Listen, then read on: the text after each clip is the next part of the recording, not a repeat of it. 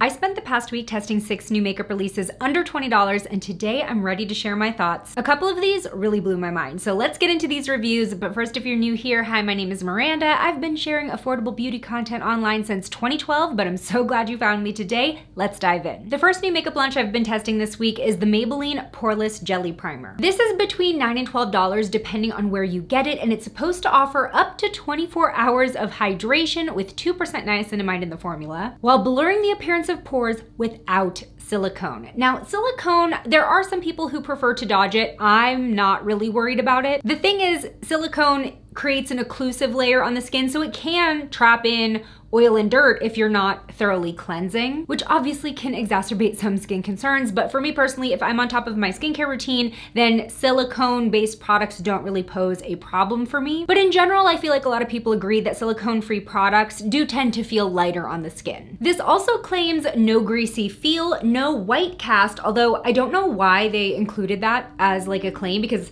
this doesn't have SPF in it. I don't know what would cause a white cast anyway. And they say this will not pill. So the texture of this primer is very interesting because it does have a jelly-like consistency in that it's thin and spreadable, but it also has a soft and silky feel as you spread it across your skin that a typical silicone primer would have, but without the silicone. I also found it cooling on the skin as I applied it, and I could definitely feel and see the hydration. It does add a bit of dewiness, though it's not super shiny. This spreads over the skin very easily, and I was happy to report that there was zero pilling all week, even though I was applying this over my sunscreen. I feel like particularly with blurring primers, your skincare routine is the X factor when it comes to whether or not it's going to pill. And if you don't know what I mean by pill, it's like when you're applying it and it starts to ball up or even like flake off your face. So I didn't experience that at all. Now, just looking at my bare skin, I did see a reduction in the appearance of my pores, especially on my nostrils and the cheek area on either side of my nose. It's not as blurring as, say, the Smashbox Photo Finish Primer, which I've been using a lot lately because it is so gorgeous, but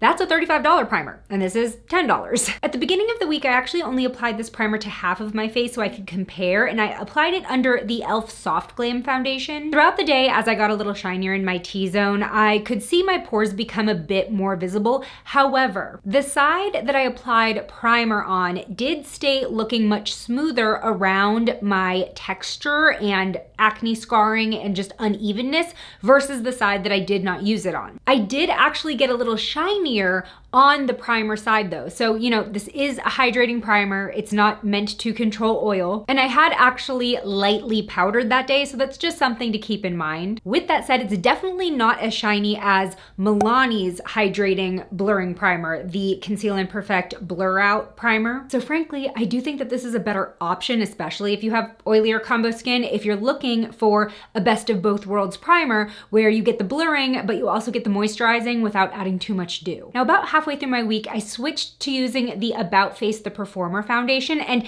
this is more like a skin tint. It's like in between a skin tint and a foundation. It's very lightweight, it's not blurring on its own, but this combo is awesome. I feel like the primer really maximized this foundation in overall finish and wear time without adding too heavy of a layer. And I did end up powdering a little bit more throughout the week. I didn't full on bake. I feel like that really helped me not get as shiny throughout the day. So I'm definitely gonna continue using this primer. It works really well with my skin type and my go-to products. I'm happy with it and I can see myself purchasing it myself. The next new product I was testing this week was the Milani Stay Put Brow Mousse. This is between $13 and $15, depending on where you get it.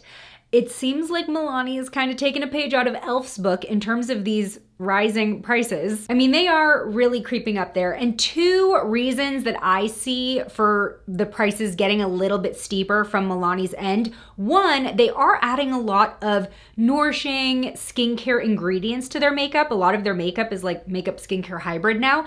And a lot of their products are coming out of Italy and Korea. And I will say I've been very happy with the quality of their recent launches, but I mean, I wanted to note those prices, they're going up. Okay, but about this brow mousse, this is a thickening and nourishing mousse. It has shea butter, jojoba seed oil, and vitamin B5 to condition the brows. It's supposed to be a flake-free formula that holds the brows up to 16 hours of smudge-proof wear. It comes in 5 shades, and I've been using the shade Brown Black all week, and I love this shade. It is truly a cool dark brown that actually matches my hair perfectly. Y'all know usually I have to just use black because brown brow products are often way too warm for me, even when they're deep. They definitely got this shade right. Now this is a pretty pigmented formula, though I find it easy to blend so that it doesn't look too heavy. With that said, this is not a tinted brow gel, so this has a thicker consistency and more color payoff than, say, one of my go-to brow gels, the Benefit Gimme Brow. So if you're used to using a sheerer comb-through brow product,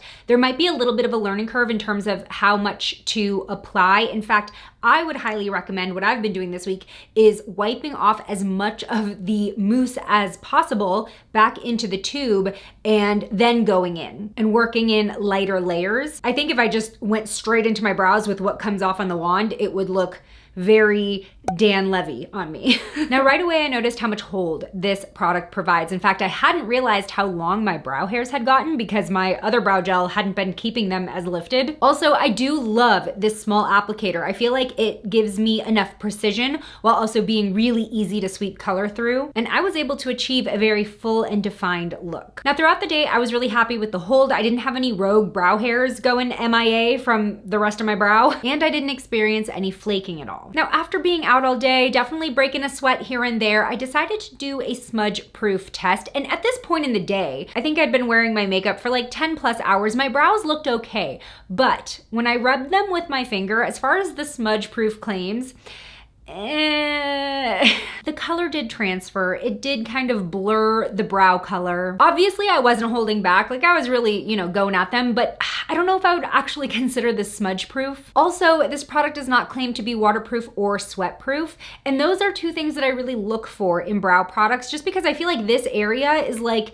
ground zero for oil and sweat and makeup starting to break down, at least on me. And for the price, I feel like I really need those boxes checked. So even though I was happy with the overall performance, I don't know if I would purchase this myself. Next product I've been testing this week, the Satchu Contour Stain. This is $18 and comes in 6 shades. Now you may recognize the brand name Satchu. They're the ones that make the viral peel off lip stains, and now they're branching out into other long-lasting makeup items. So this contour is supposed to be ultra blendable with conditioning ingredients like peptides and, let me check my notes, polyglutamic acid for a radiant satin finish. Now this is a very thin and truly liquidy formula. This is not one of those cream contours that they just squeezed in a tube and called a liquid. It is a click up sponge applicator, which usually I'm not a big fan of this type of packaging. However, because the formula is so thin, I have not been experiencing the gripes that I usually experience with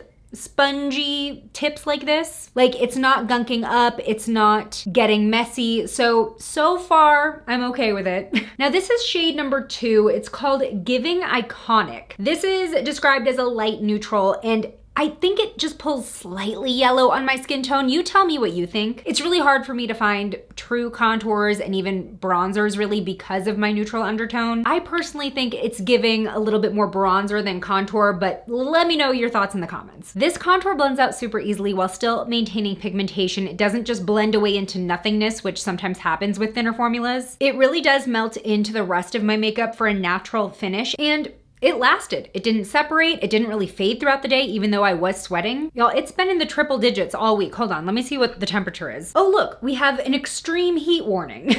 Even though it's cloudy out, it's still 103. So there you go. This also looked very smooth over my textured skin, not only in my cheek area, but also my temples where I have like literal dry flaky spots. I really don't have anything bad to say about this product, but it does remind me a lot of the Moira Face Sculpt Liquid Contour, which is $9 or less than $8 if you use my affiliate code. The Moira one only comes in 4 shades, but it is this very thin and liquidy formula that's super pigmented, blends well, lasts all day. That one may have a little bit more of a soft matte finish versus this one staying more radiant, but yeah, I don't know if the Satchu one necessarily outperformed the Moira one that I love so much. So for that reason, because I really do love how this applies and looks on my skin, I would probably buy it if it were on sale. Before we get into the next product I've been testing this week, if you're enjoying this video and you haven't already, I would really appreciate it if you considered subscribing and turning on video notifications so you don't miss the next one. But if you're already part of the Slashed squad, it is so great to see you again, and hitting thumbs up on the video helps YouTube show it to more people. Next, we have the Revolution Bouncy Blur Blush. Say that 5 times fast. These are $10. They come in 6 shades, and I'll admit, when I opened the PR package with these inside, I wasn't really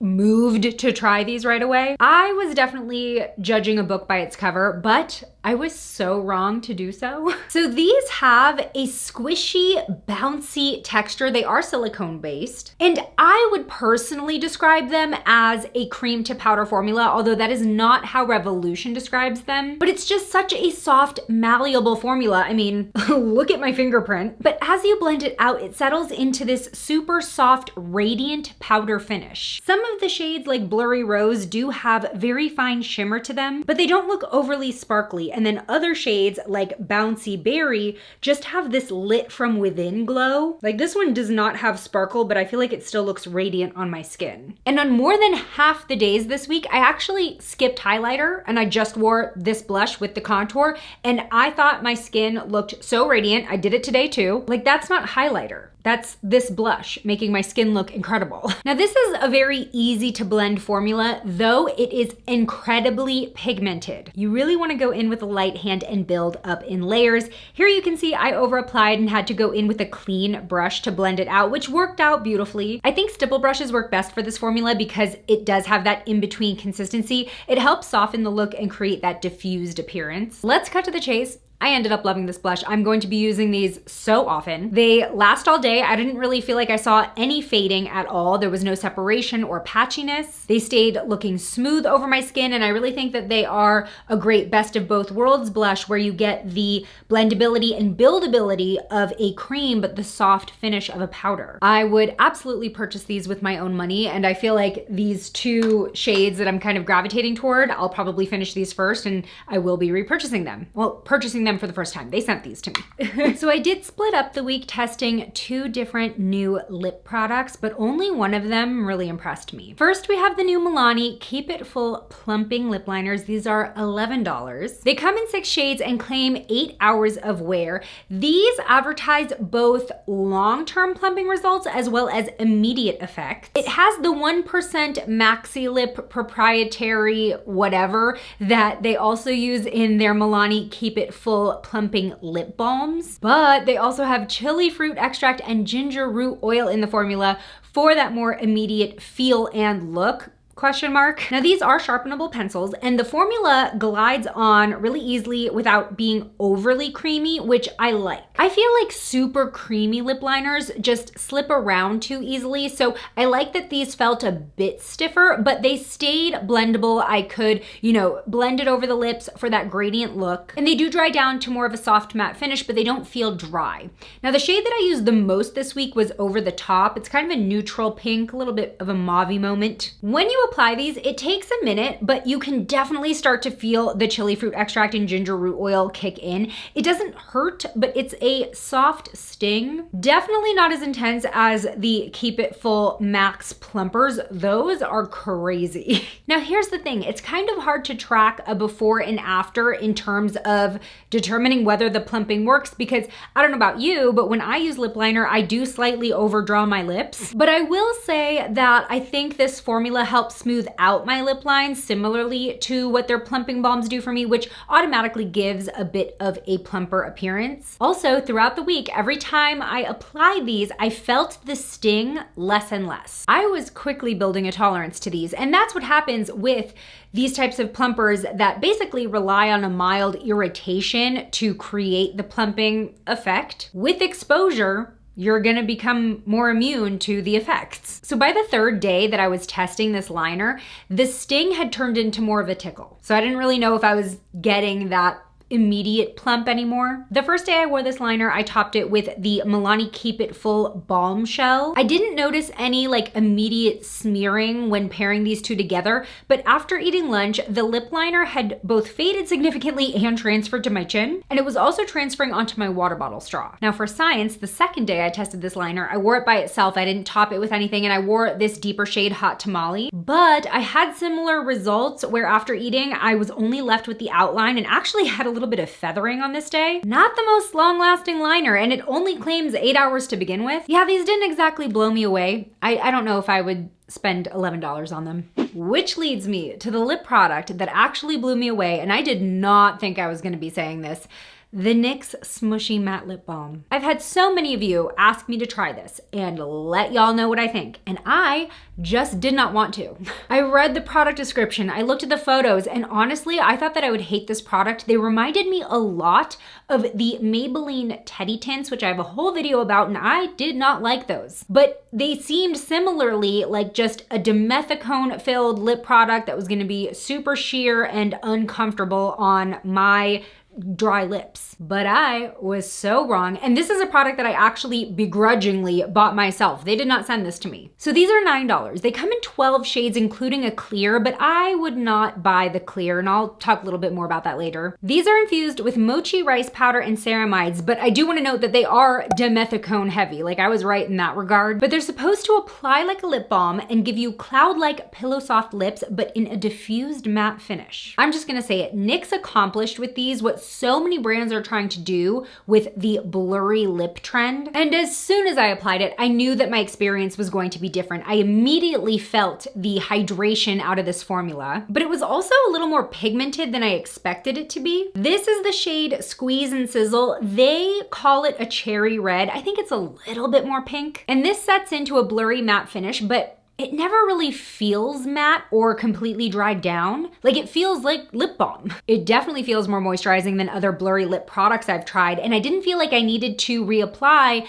any more often than a typical lip balm. In fact, I think I only reapplied once after eating to add more color. But throughout the day, I'd rub my lips together and they'd still feel smooth and hydrated. They were really comfortable, not sticky at all. And what really sets this apart from the other dimethicone lip blur products I've tried is that the color doesn't settle into my lines and it does not catch around my dry patches. And a friendly reminder, I've never gotten filler. These are my natural lips, and I do feel like these lip blur products tend to be advertised on filled lips, and you know, they look so beautiful and smooth, and then I would try them and it would just make my lips look shrivelly and gross.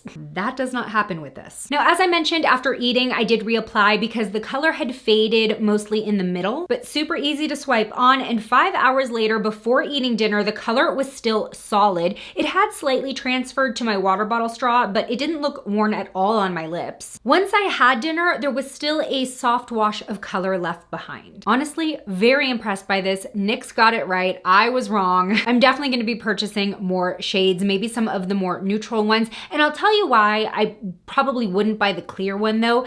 This is a $9 lip balm. If I'm not getting any color out of it, I'd rather use my $5 O'Keeffe's Lip Repair Balm. I really think a $9 lip balm's only worth it if you're getting like the makeup component too. In general, I feel like lip balms are so expensive now and we've kind of lost the plot based on what they actually offer, but this brings something different to the table. I wanna know, have you tried any of these new makeup releases? What has been your experience? Tell me in the comments below. Thank you so much for making it to the end. If you wanna keep watching, join me over in this video next. I'll see you over there. Bye.